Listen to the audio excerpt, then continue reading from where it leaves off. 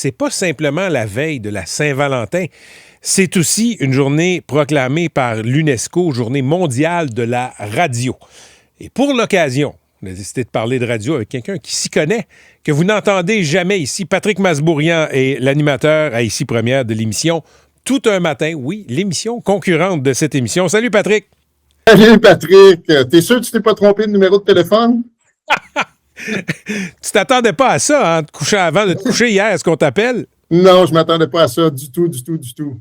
D'ailleurs, c'est-tu un hot seat, là? Est-ce qu'il faut que je m'attende à une balle rapide, une balle courbe, une balle tombante? J'ai rien à te reprocher. Tant que tu me fais pas, toi, une entrevue à la Haroun Boisy, comme tu as déjà fait, député de Québec solidaire qui avait brassé. Non, mais écoute, je suis curieux. Si je te dis le mot radio, spontanément, qu'est-ce qui te vient à l'esprit?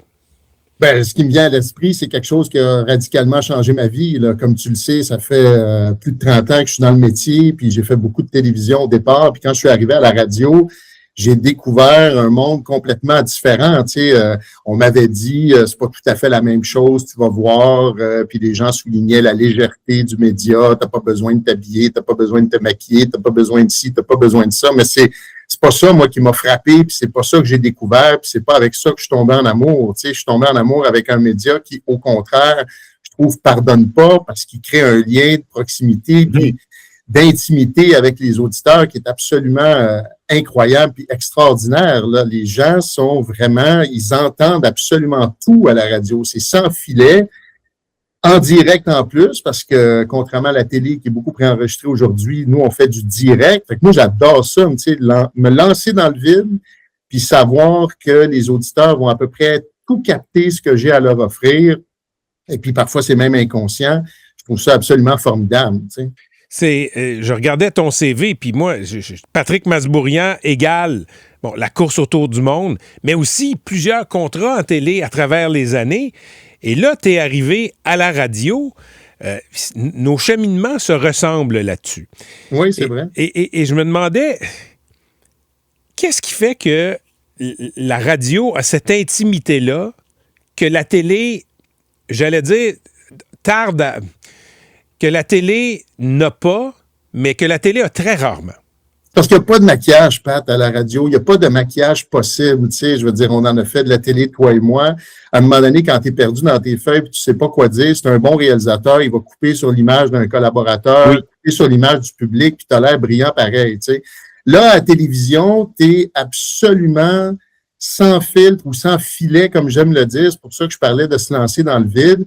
Et les gens, puis comme je l'ai dit, c'est parfois inconscient, mais ils vont capter toutes les nuances et toutes les subtilités. Puis ça, c'est le fun pour un animateur d'apprendre à jouer avec ça.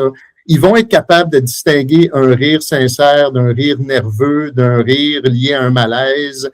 Ils vont être capables d'interpréter un silence. Oups, est-ce que justement c'est parce qu'il y a un malaise aussi, ou au contraire, c'est pour appuyer un propos, ou pour poser une question sans la poser, tu sais. Il y a tellement de choses qu'on peut faire, puis les gens vont capter tout ça. L'autre chose aussi, c'est qu'ils ont un rapport solitaire à la radio, tu comprends?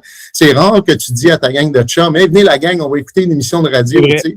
Tu les invites à écouter une game de hockey, une game de football, peut-être tu les rassembles pour en direct de l'univers, mais c'est un plaisir, somme toute, assez solitaire. Puis, écoute, j'en parlais plutôt avec mon collègue Hugo Lavoie, journaliste dans mon émission, puis il me faisait remarquer que c'est le premier contact aussi qu'on a en tant qu'être humain avec le monde extérieur. C'est à travers le son, probablement même avant le toucher. On est dans le ventre de notre maman, puis probablement que la première chose ou le premier sens qui s'éveille, c'est celui de l'ouïe. On entend quelque chose, un murmure à l'extérieur, tu sais. Alors, je pense que pour ça, tu sais, le rapport solitaire, le rapport intime, peut-être effectivement des raisons biologiques et aussi le fait qu'on entend tout, on capte tout, ben, je pense que ça crée un contact qui est inégalé. Là. Moi, personnellement, j'ai essayé toutes sortes d'affaires, peut-être pas les nouvelles façons de communiquer sur les réseaux sociaux aujourd'hui. Là, je suis pas présent sur les réseaux sociaux, puis j'ai jamais vu de lien aussi fort avec l'auditoire, là. Qu'est-ce que tu aimes moins de ton métier d'animateur de radio de Morning Man? Ben, ça reste la levée du corps, là. Je te dirais que je sais pas comment toi tu vis ça en plein milieu de la nuit, là, mais c'est sûr que quand le cadran sonne, puis souvent même le corps se réveille avant que le cadran sonne, tellement il a enregistré l'information.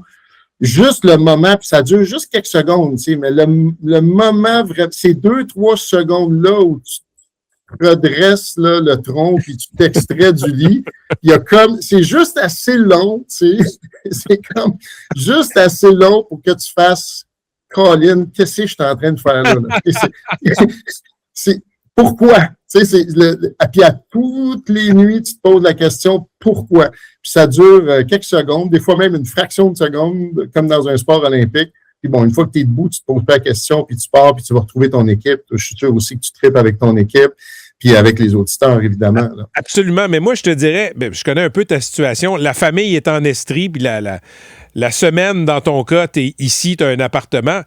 Quand ça sonne, dans ton cas, tu déranges personne. Moi, ce que tu décris là, c'est... Moi, j'habite avec mon épouse, évidemment. Quand ça sonne, j'ai intérêt à me lever et m'en aller tout de suite parce que je vais avoir un coup de coude.